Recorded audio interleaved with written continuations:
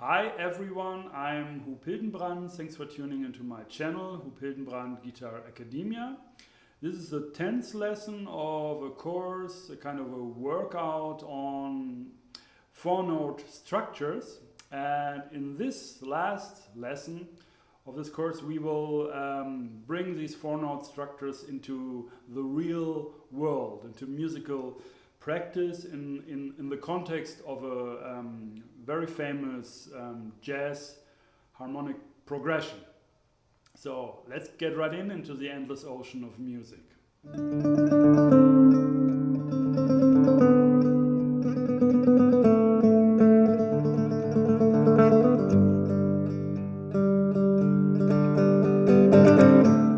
So in this lesson I'm not really giving you any new material.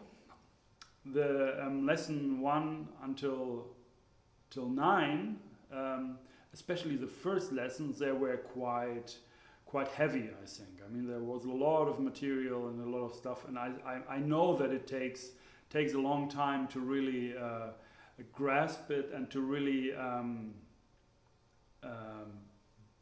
practice it and bring it into your music and actually to get a real feeling for all these possibilities there are in these 4-note structures, playing them as voicings in these 24 different ways, or finding out different 4-note structures of just one 7-note scale, which are like 35, and then have these 43 sounds which all have their own character, their own sound, their own feeling. Okay, so in this lesson, as I said, I don't teach you any new material, but I take a very famous, beautiful chord progression, what's played in jazz a lot. And you can download this chord progression. There's a PDF file. Just follow the link in the description below. I give you one example. I'm doing quite a lot. It's like playing this progression with just using chord tones. Very frequently I stick only to triad, notes from the basic triad. So it starts with F minor 7, so I just use F, A flat C. But I can also use a 7th chord, and sometimes it's a 7th, sometimes it's a 6th. You see, with D flat minor we have a 6th added, not a 7th, but also this chord. They are all 4-note structures. 7th chords are the most common 4-note structures. So I can play this this chord progression by using only these notes of the arpeggio, and it sounds like this.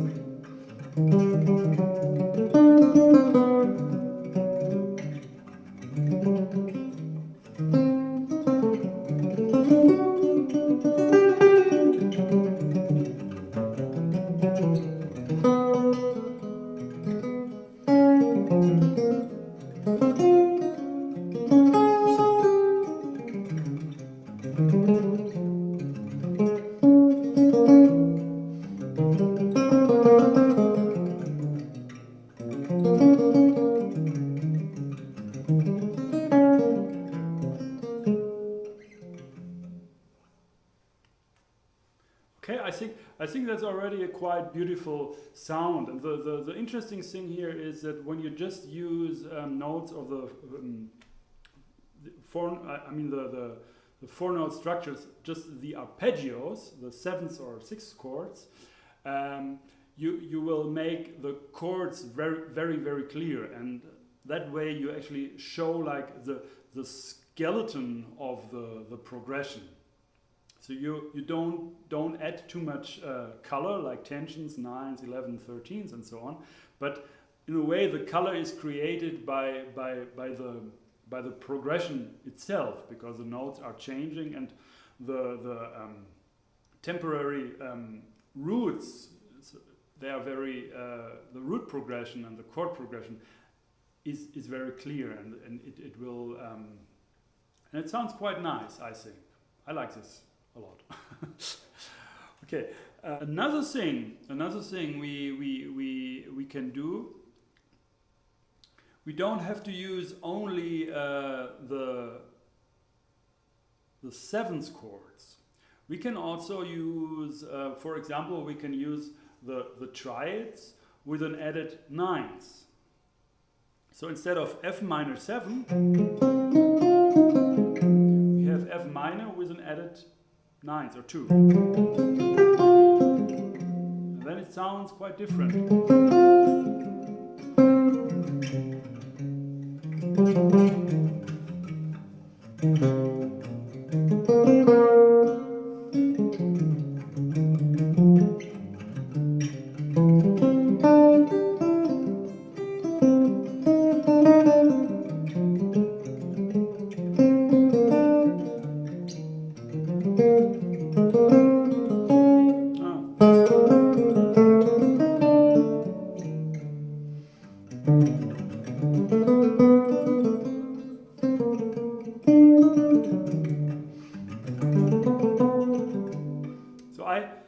There was just one little mistake. Now I played for all these different chords. I choose the minor, the basic triad with the added 2nd or added 9th, and this added 9th, of course, I derive it from the scale. Actually, I choose in this moment. For example, I used for the G7. I used the flat 9s, an A flat actually. So because I also come from D diminished, D minor 7, flat 5. So I have a kind of a Locrian idea here. Going to G harmonic minor 5th mode. So it's like a bit like not like a bit, it's a minor to 5 going to C major instead. And to make this more this color more interesting, more colorful, it's nice to have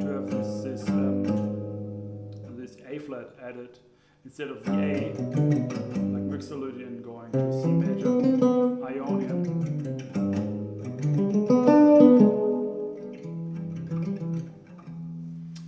Okay, another thing you can do is to add, instead of the 2, you can add the 4. So you have like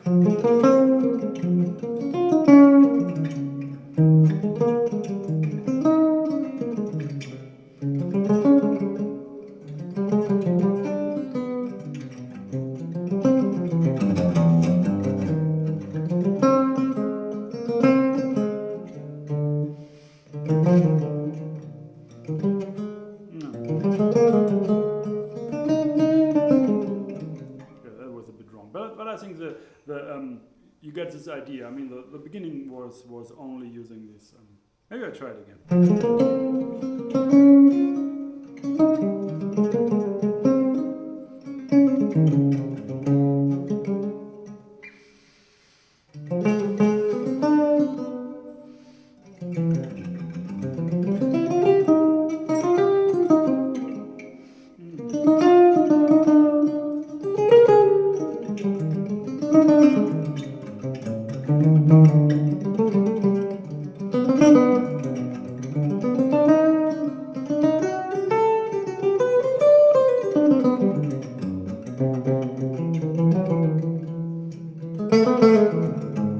And so on. So you get this idea. I mean, it's a nice sound, and also the structure. Remember that this structure really makes the chords very, very clear. I mean, the basic triad, and then added a 2 or added a 4, or what we did in the beginning, added a 7, and it's a 7th chord. The other chords you can call add 9, for example, F minor add 9. But since it's an arpeggio and I use it also quite near the root, the lowest tone, I'm actually thinking more as a 2 in a way, as an intermediate step between minor third and root. But many things. Many ways to think, of course. Another approach, what's also interesting, is if you have like a chord melody idea, or you have a chord progression. Let's take, for example, I mean, voicings. Let's take something like I don't know, like.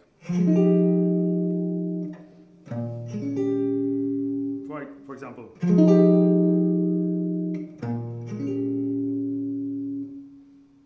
the first chords, like an F minor 7 9ths, and then a G, B flat minor with a G, B flat minor 6.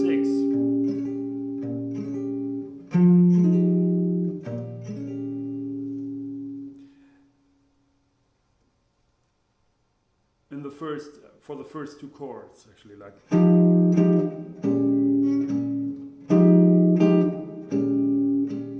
Now what you can do, if you find like some chords which sound nice to your ear, then you can analyze them by what is this a 4-note structure, and when yes, if yes, which?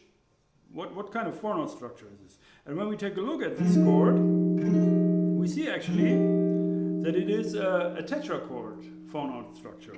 It's E flat, F, G, A flat. So.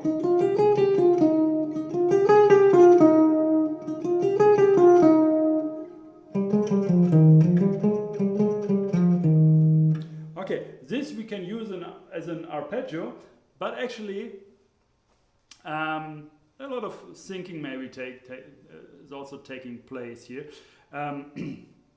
I told you in lesson 8 that these tetrachords, with maybe one exception, they are not really useful for arpeggios because you have this leap inside. In this case, you have E flat, F, G, A flat, and then you leap 1 perfect fifth up to start the whole thing all over 1 octave higher. So this is not.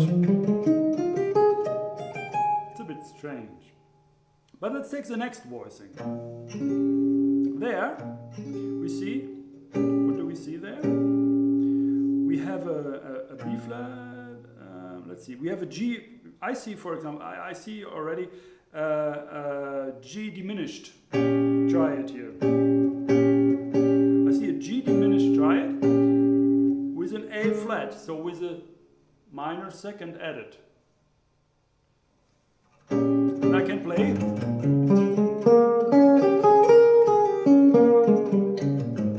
I can play this as an arpeggio. And so I will not take, or maybe I can try actually this first, also this tetrachord, that you get an idea what I mean here, just the procedure.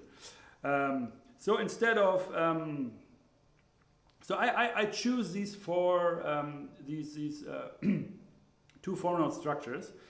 So I use this first one.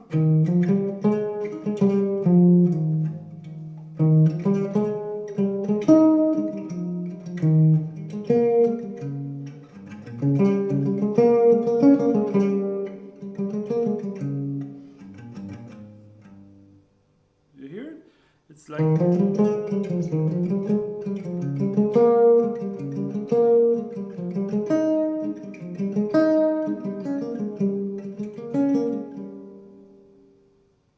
Yeah, I think this sounded now quite nice, and that's just the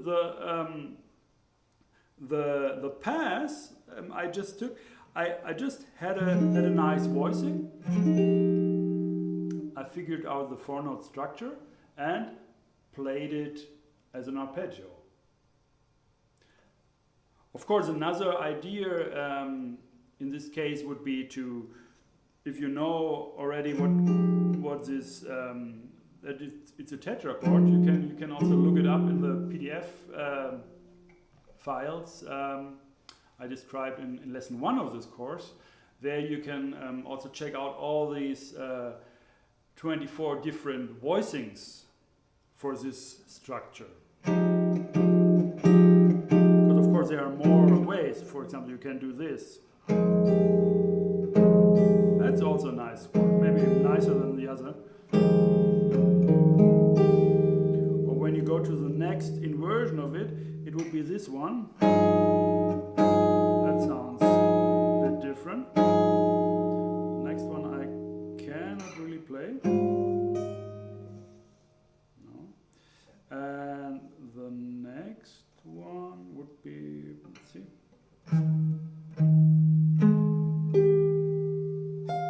Yeah, this one. So I also can take this voicing, what is just another spacing of this, but sounds very different, of course. And instead of this, I move from here to the next possible version of this chord, which would be to sync. I can maybe do.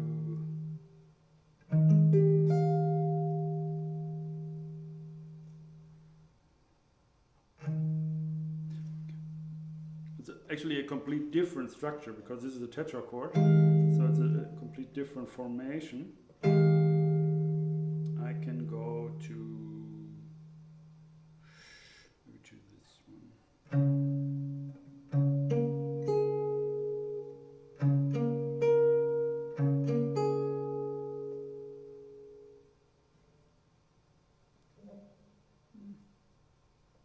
Why is this so difficult? Sorry.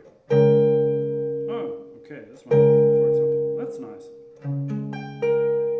So we have the diminished triad here, G, B flat, D flat, and an added A flat here. So we go from to this.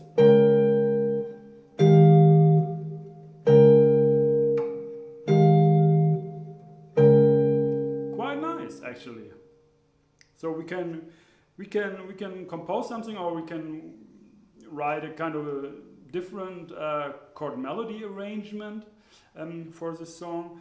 And remember, we just actually moved from 2 very traditional, easy, simple, normal jazz chords from this to this. And we reached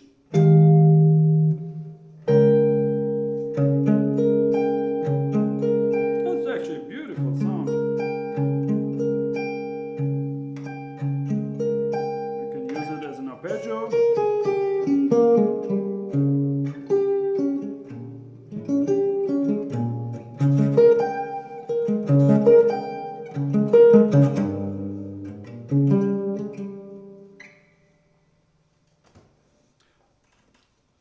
So these are some approaches we can do for these 4-note structures.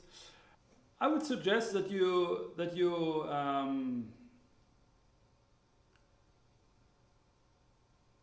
take a chord progression which you really like. Then you will find out you should find out the appropriate scales.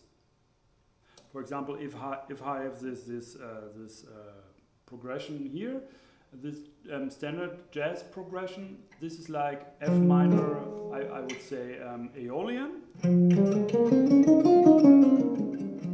to B flat minor Dorian, to E flat Mixolydian, to A flat major, to D flat Lydian, Locrian, to G harmonic minor fifth mode, to C Ionian. And when you have these, when you found out the scales, and by the way, don't look for the weirdest scale possible. I would suggest that you take you want to find out the most natural and musical scale, which is best fitted for this situation, which is most natural in a way, most organic or something like that. Something like that, not too weird. I mean, yeah, it's just a suggestion. And when you found the scale, write out all these 35 different four-note structures which are possible in that scale. And then you will just check all of them. And by the way, you can use this Jones. I also put the link in the description again. You can also download this from guitar-academia.com. And so I would take this first chord, for example, F minor, seventh. I would put the F as a drone, and then I would check out all these 35 different four-note structures in a melodic way, melodic as arpeggios, and then you find out certain ones who work very, very good.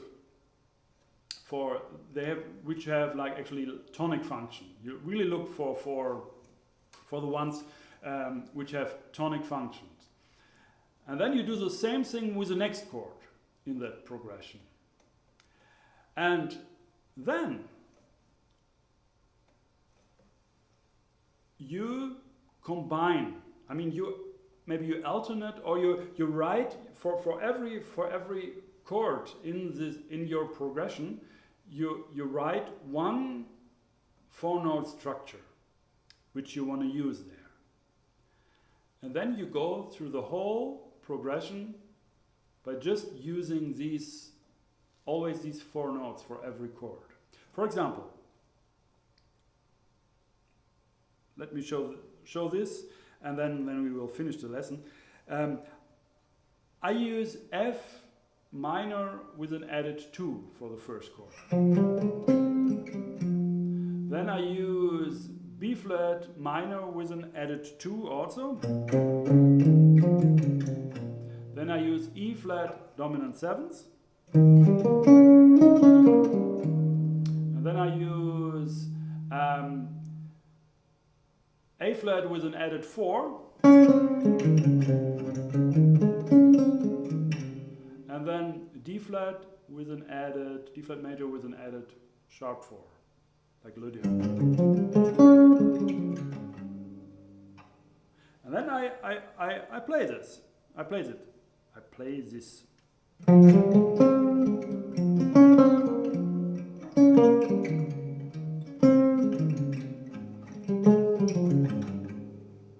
Yeah, we're only always these four note structures for every chord. Again.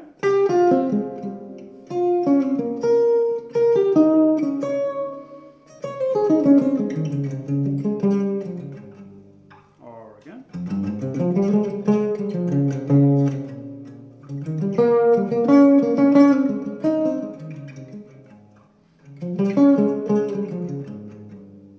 Or in time, 1, 2, 3, 4.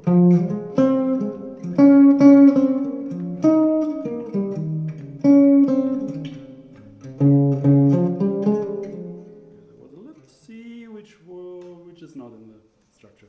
Again, 1, 2, 3, 4.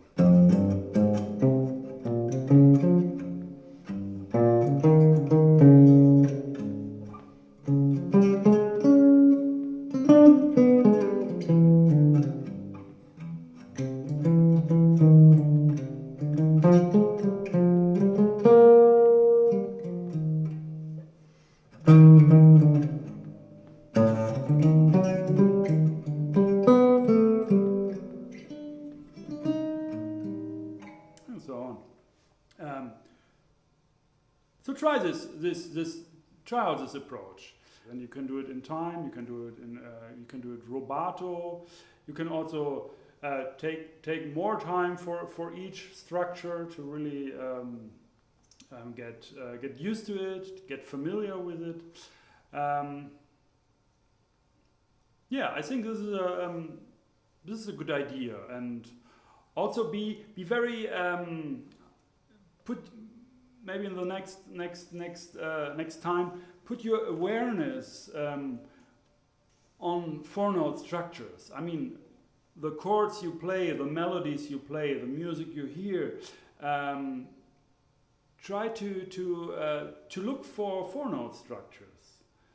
So you play a nice chord, for example, and you see, oh, actually these are just four different notes. So it must be one 4-note structure, and you find out which, and you do all these inversions as voicings. You play them as an arpeggio. Maybe you never played this beautiful sound, which you know just as a voicing. You never played as an arpeggio, so you can try that, and maybe you already get a new inspiration, new idea. Okay. That was it for this course, 10 lessons course. Please leave your comments here. Your comments, maybe what you did with that stuff, and also if you didn't really understand something. I take it very serious here, actually, and of course your questions always or also give me a chance to also think about certain things, and maybe I also wasn't really clear with my explanation, so I also get a chance to learn. So I would be really thankful if I hear from you and hear some questions, and maybe I put out another PDF or another lesson to explain a certain topic more into detail. Okay. I hope you like this course. I hope you like these lessons here on Guitar Academia, and please subscribe to my channel. And there will be a new video online every Friday, every week. And also you can support me by going to the website guitar-academia.com. There's a button where you can donate. And yeah, that's it for this lesson, for this course, for today. So enjoy. My name is Huub Hildenbrand. Thanks for watching.